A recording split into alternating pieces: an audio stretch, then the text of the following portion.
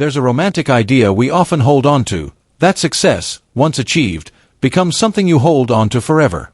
That if something works, if people love it, if it becomes part of culture, then walking away from it would be unthinkable. But real life doesn't follow that script. Because sometimes, the hardest decision isn't building something that lasts, it's knowing when to let it go. And that's where this story truly begins. The decision that surprised everyone. There were no farewell specials. No dramatic final monologue. No carefully orchestrated goodbye designed to pull at heartstrings.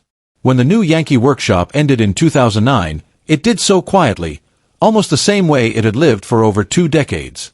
The announcement came without spectacle. No controversy. No scandal. No collapse. Just a decision. And that decision came from one person, Abram. At first, it didn't make sense to people. How do you walk away from something that still works? Something that people still watch, still trust, still love? In an era where shows cling to relevance, reinvent themselves endlessly, or fade out after losing their identity, this one had done none of those things. It hadn't changed because it didn't need to. So why end it? Was it exhaustion? Was it timing? Or was it something deeper, something that viewers, despite their loyalty, had never fully seen? A life built by hand.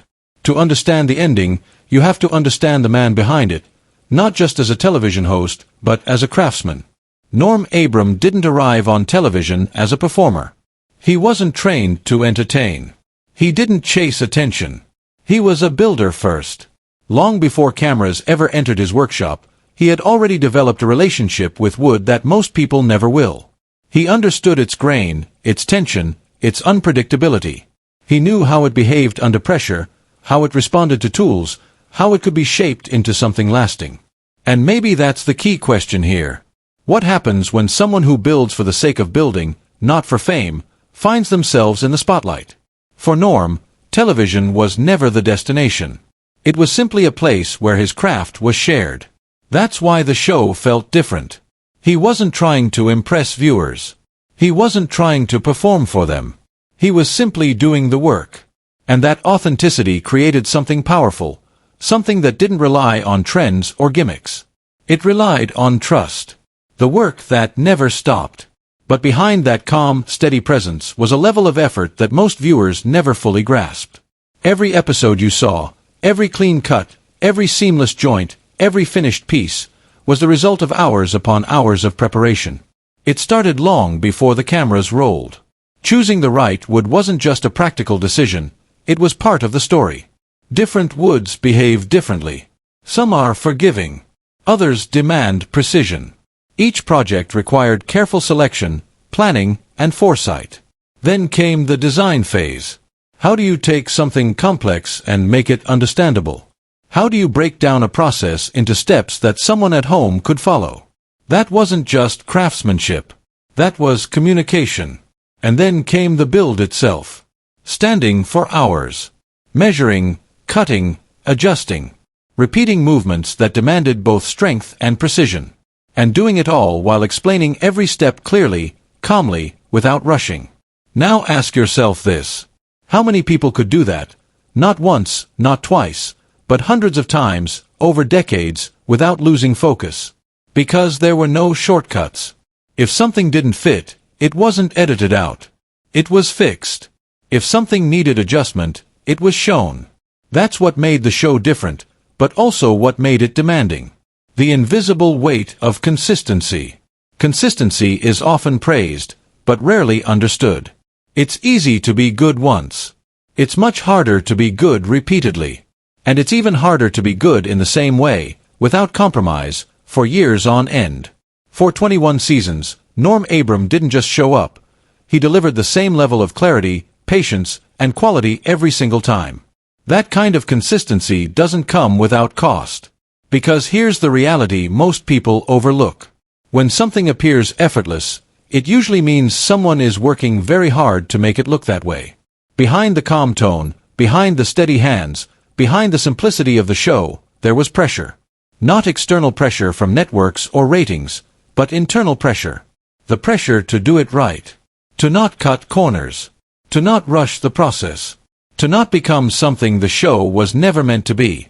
And over time, that kind of pressure builds. Not all at once, but slowly, quietly, until one day, you realize it's been there all along. The physical reality. Television has a way of hiding effort. The camera frames what it wants you to see. It smooths out the rough edges.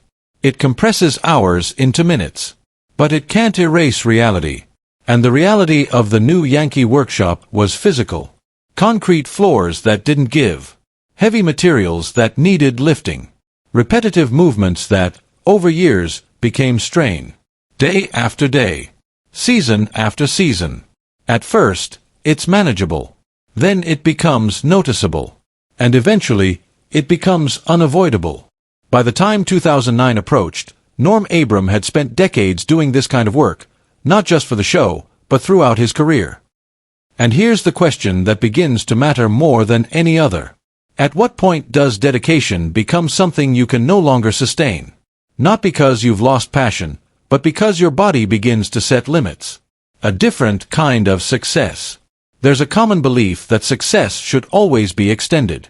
That if something is working, you should keep going. Push a little further. Stay a little longer. Do one more season. But that belief assumes something important. That success is only measured by continuation. What if it isn't? What if success is also about knowing when something has reached its natural conclusion? For Abram, the show had already achieved something rare. It had stayed true to itself. It had never diluted its purpose. It had never chased trends or altered its identity to stay relevant. It had simply remained. And in doing so, it had built something lasting, not just furniture, but trust. So maybe the real question isn't why he left. Maybe it's this. What more was there to prove? The quiet choice. When the decision was made, it wasn't dramatic. There were no heated meetings. No last-minute negotiations. Just a recognition. A recognition that the work had been done. That the time had come, not because of failure, but because of completion. And that's a rare kind of ending. Because most things don't end that way. They fade. They decline. They lose what made them special. This didn't. It stopped while it was still itself. And that takes something most people don't talk about. Restraint. The aftermath. For viewers, the ending felt sudden. One day it was there, a familiar presence, a weekend ritual. And then it wasn't. But its absence didn't erase its impact. If anything, it made it clearer. Because the influence of the new Yankee Workshop wasn't limited to television. It lived on in garages, in basements, in small workshops across the country. In people who had picked up tools for the first time because of something they saw. In projects that were started, not for perfection, but for the process. And maybe that's the most important question of all. What does it mean to leave something behind? Is it the episodes? The memories? The legacy? Or is it the quiet shift in how people see the world, and what they choose to build in it? A different kind of legacy. Abram didn't leave behind a brand. He didn't leave behind a franchise. He left behind an example. An example of what it looks like to do something well, without needing recognition for it. An example of patience in a world that rarely values it. An example of consistency in a culture that constantly chases change. And maybe most importantly, an example of walking away, not because you have to, but because you choose to. The question that remains. So here we are, years later, still asking the same question. Why would someone step away from something that was still working? And maybe the answer isn't complicated. Maybe it comes down to something simple, something we don't always want to admit. That not everything is meant to last forever. That sometimes, the value of something isn't in how long it continues, but in how well it was done while it existed. And that raises one final question, one that goes beyond this story.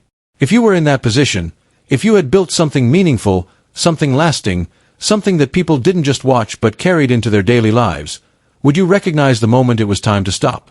Or would you keep going, not because you needed to, but simply because you could? That quiet tension sits at the heart of this story. Because what happened here wasn't dramatic in the way we usually expect. There was no scandal, no collapse, no sudden fall from relevance. There was no external force demanding an ending. Instead, there was something far more unusual. A decision. A deliberate, thoughtful, almost uncomfortable decision to step away, not in failure, not in exhaustion, but in completeness. And if you really think about it, that might be one of the hardest choices a person can ever make. He summed it up in a way that felt almost too simple for something so significant. It had been a great run. He had built meaningful projects, connected with viewers, and it was time to move on. But beneath that calm statement lies a deeper question. In a world where people are constantly pushed to do more, stay longer, remain visible, and chase relevance, what does it say about someone who chooses to stop when things are still working? Producer Russell Morrish understood this better than most. To him, the show was never just a format that could be replicated or handed over. It wasn't a system you could plug someone else into and expect the same results. It was personal. It was specific. It was built around a presence that couldn't be replaced. And so, the decision wasn't framed as an ending born out of necessity. It was an acknowledgement. An understanding that some things don't need to be stretched beyond their natural life. And maybe, just maybe, that's what made it so powerful. Because how often do we see something end at exactly the right time? The reaction no one expected. When the announcement came, it didn't arrive with build-up or warning. There was no slow fade, no carefully planned farewell season, no emotional countdown designed to prepare audiences. It simply stopped. And that sudden silence created something unexpected. A wave of emotion. Fans weren't just surprised, they were deeply affected in ways that are rarely seen for a television show. Woodworkers, hobbyists, families, people from entirely different walks of life, began sharing what the show had meant to them. Some spoke about rediscovering a passion they had lost years earlier. Others described how it gave them the courage to pick up tools for the very first time, to try something they had always thought was beyond their reach. Many remembered something even more personal, watching it with their children, week after week, building quiet rituals that would later turn into lasting memories. And that raises an important question, one worth sitting with for a moment. How many shows actually change what people do with their time? Not just fill it. Not just entertain. But reshape it. How many programs inspire someone to step away from the screen and create something real, something physical, something lasting? That's what made the reaction so different. People weren't just losing a show they enjoyed. They were losing a rhythm. A sense of stability. A quiet companion that had been part of their lives for years. And yet, what stood out even more was what wasn't there. There was no outrage. No bitterness. No sense of betrayal. Instead, there was something much rarer. Respect. Because deep down, viewers understood something essential. Nothing had been held back. Nothing had been dragged out for the sake of prolonging success. Everything that could be given had already been given. And maybe that's why the ending felt complete, even in its suddenness. A legacy built to last. The true measure of impact isn't always found in numbers. Ratings fade. Awards lose their shine. Trends come and go. But what remains? In this case, it was something far more tangible. The projects themselves. Carefully crafted pieces, shaker furniture, Windsor chairs, timeless designs rooted in tradition and built with intention. These weren't creations meant to follow trends or capture fleeting attention. They were meant to last. And what makes that even more remarkable is this. Thousands of viewers didn't just watch those projects being built. They built them too. In garages, basements, and small workshops around the world, people recreated those designs. They shaped wood with their own hands, followed the same steps, faced the same challenges. And in doing so, they created something deeply personal. Furniture that wasn't just owned, but earned. Pieces that found their way into real homes, used daily, eventually passed down to the next generation. Think about that for a moment. How often does a television show lead to something you can actually touch? Something that becomes part of your life in a physical, lasting way. Years after the final episode aired, something unexpected happened. The entire collection became available online, opening the door for a new audience. And what followed was almost surprising. A younger generation, people in their 20s and 30s, began discovering the show for the first time. They didn't approach it with nostalgia. They had no memory of its original run. And yet, they stayed. Many describe the experience in ways that might seem unusual in today's fast-paced, high-stimulation world. They called it calming, grounding, even therapeutic. Some found themselves watching episode after episode late into the night, drawn not by urgency or suspense, but by something quieter. A sense of focus, of clarity, of purpose. And that leads to another question. What does it say about the modern world that something so simple feels so rare? Why does watching someone carefully measure, cut, and assemble materials feel almost like an escape? Perhaps the answer lies in what we've lost along the way. Or maybe it lies in what we're still searching for. Life after the workshop. Walking away from the show didn't mean walking away from the craft. Far from it. The work continued, but in a different form. There was still involvement with this old house, but the pace changed. The pressure eased. The role became more sustainable, more balanced. For the first time in years, there was space. Space to work without cameras, without deadlines, without the constant structure of production. Just the process itself. And in that space, something important emerged. Freedom. The freedom to build for the sake of building. To explore ideas without needing to present them. To return to the quiet satisfaction that likely started it all in the first place. There were books. Occasional appearances. Reflections on decades of experience. And eventually, after more than 40 years on television, a full retirement in 2022. But even then, the story didn't truly end. Because the workshop remained. And visits continued, not out of obligation, not for an audience, but simply out of love for the craft. No performance. No expectation. Just the sound of tools. The feel of materials. The rhythm of creation. And maybe that's the most revealing part of all. When everything else is stripped away, when the audience is gone, when the structure disappears, what remains?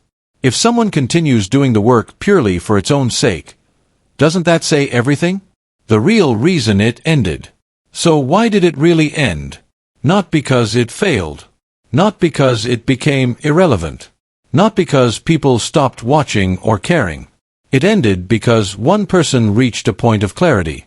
A point where continuing would no longer add meaning, but simply extend what had already been completed. And that kind of awareness is rare.